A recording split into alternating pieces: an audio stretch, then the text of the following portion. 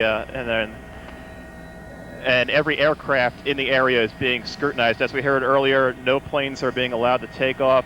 Nationwide, all planes that are in flight in this area, in this region, are being checked out thoroughly, and once those aircraft are removed from the area, they will not be allowed to take off at all. Virtual no-fly zone, no aircraft within any distance of Manhattan at this time. That's completely understandable. Jim, we know you're about 5-6 miles away from downtown Manhattan, but from your vantage point, what update, if any, can you give us on what you're seeing along the streets there? Well, Michael, we can tell you that some of the smoke, dust, and debris is starting to clear out. Earlier, we were unable to see anything on the lower half of Manhattan. We are currently looking towards the Battery Park area, and we could see some buildings now becoming visible that we were unable to see earlier. We have noticed a lot of boats heading away from the lower Manhattan area, boats that were possibly down at the ferry terminal near Battery Park, or also along the west side, the lower west side. Now we can tell you that the smoke itself is drifting out towards Brooklyn and Queens.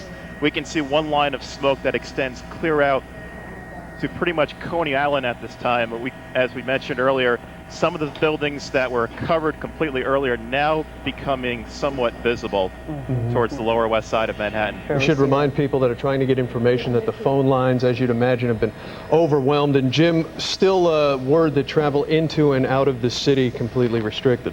Yeah, that's correct. All of the bridges and tunnels have been shut down. We have noticed that not only the Hudson River crossings, the Port Authority crossings, but many of the city crossings. The Verrazano Bridge is shut down. The Bayonne Bridge is shut down as well, and we can just urge people to stay away from the city at any cost. Do not try to go anywhere near Manhattan because of all this emergency response that is needed to get in there and do what they need to do. Sure. Battery Park City, of course, highly, not only the financial district and employees working there, but there's a highly residential area too. A lot of apartment buildings in Battery Park City. That's primarily what it consists of, and you got to worry about those people as well.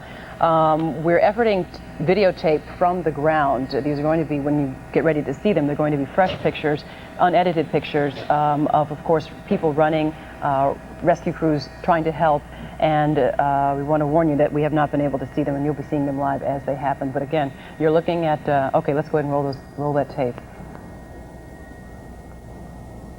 Oh, this is tape of the initial explosion of World Trade Center 1 on your left side of your screen.